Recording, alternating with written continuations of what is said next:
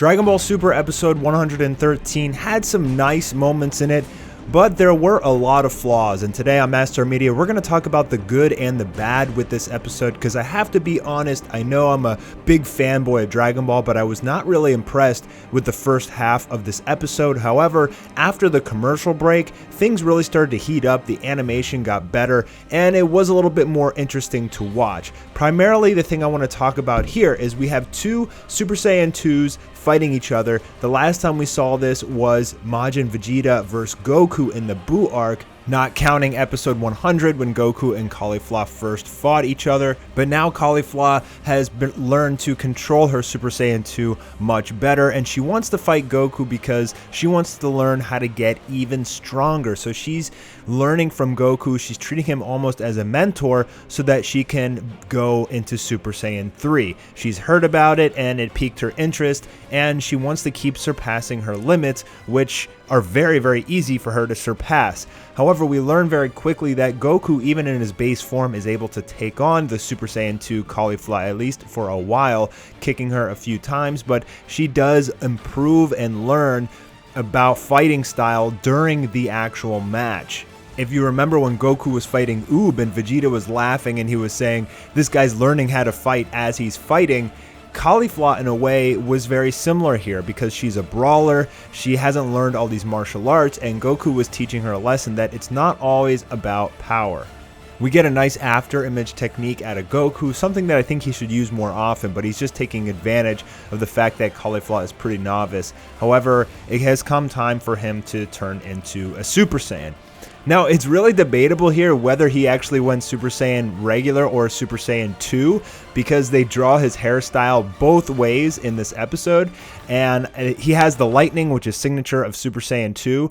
I think he was supposed to be Super Saiyan 2, but if you go back and watch it again, there's many times during the fight when his hair goes back into base Super Saiyan form, and I think this was just a drawing mistake from the artist. He was supposed to be Super Saiyan 2 in this fight. So the battle is pretty intense, but it's not really dynamic, and that's really the issue I had with it. There was a lot of these just basic punching towards the screen animations, side-scrolling 2D animations of them fist fighting, and it really wasn't that special compared to Majin Vegeta versus Goku.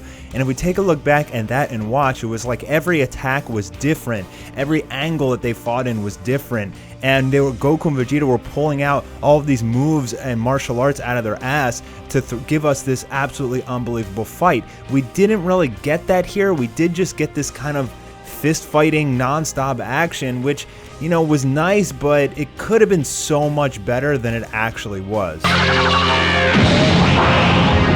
Caulifla uses a brand new technique of hers called the Crush Cannon. She actually uses it twice in this episode, which catches Goku off guard, and it ends up doing some damage to him. The audience is really surprised and impressed with this battle of the two Super Saiyan 2s.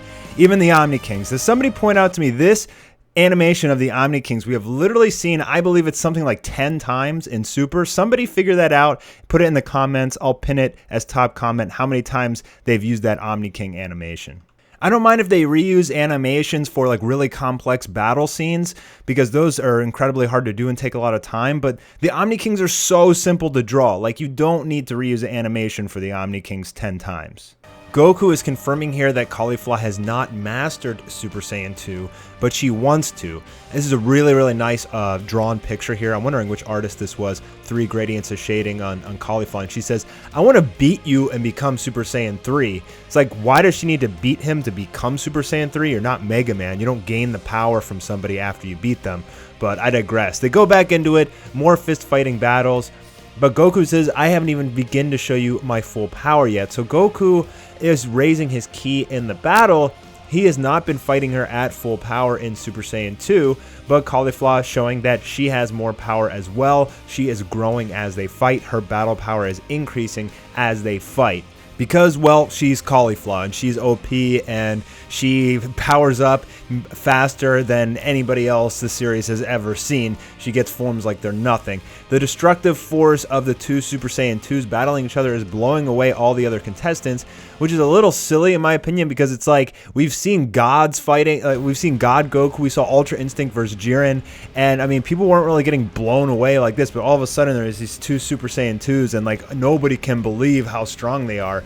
I mean, compared to the levels of the other fights we've seen in the tournament so far, that doesn't really make too much sense. The majority of this episode is just Goku and Caulifla clashing, showing the destructive power of Super Saiyan 2, which is really nothing new to us. So I was a little disappointed here that they're trying to show that like Super Saiyan 2 is so strong. Like, bro, we're like 3 forms past Super Saiyan 2 or 4 forms past Super Saiyan 2. Like, they're trying to make an old form seem special for whatever reason. Caulifla ends up landing a nice punch on Goku in the face. I really love this art. I think I'm going to use that as the thumbnail.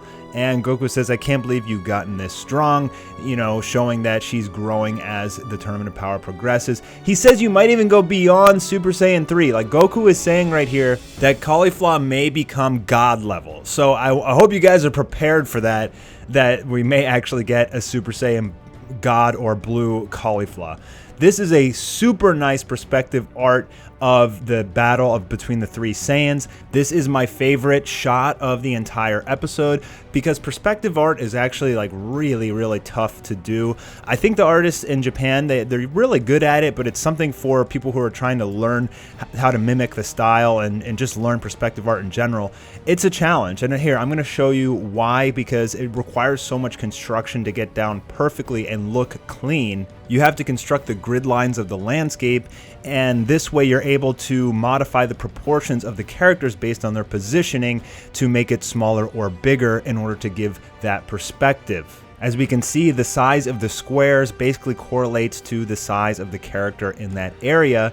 And if we take a look at where the characters are standing, that's why you'll see Kale closer to the camera, obviously bigger, her leg being the biggest as it's closer to the ground. The angle of perspective is from the bottom right of the screen. This is a drawing skill that takes a lot of practice and it's tough to do, so I highly appreciated their excellent work here in this episode with this perspective art. So now that Kale has joined the fray, she's in her Super Saiyan form. I guess you could call it controlled Berserk or controlled Legendary Super Saiyan. I'm not really sure what the names of these forms are because she has 2 different forms as we've seen.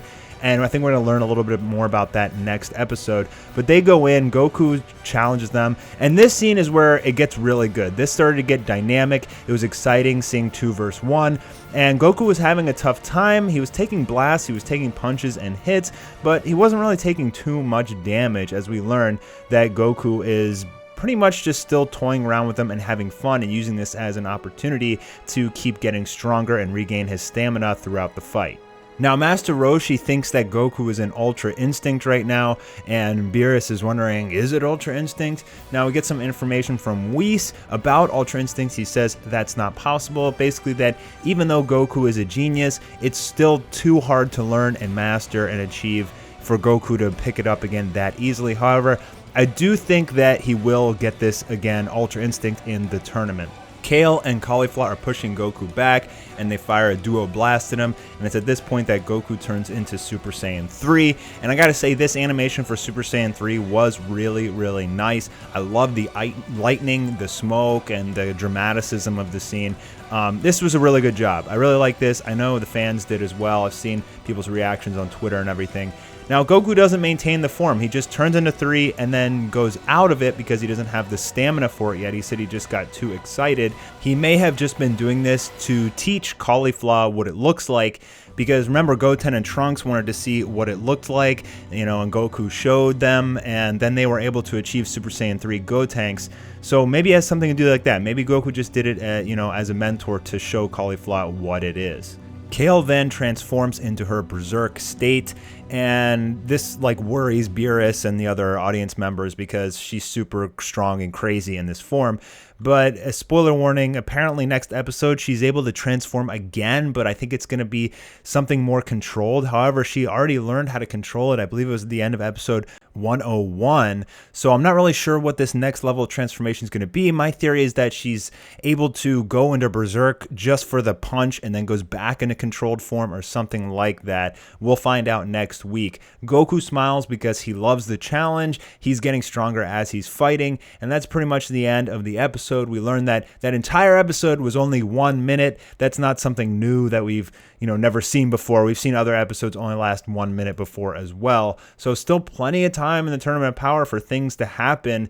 We still got to see a Jiren rematch, and at least we know who the new Super Warrior is. It is the fusion of Caulifla and Kale. That ought to be a very exciting episode. I actually did my episode preview last night, so if you haven't seen it yet, go check it out.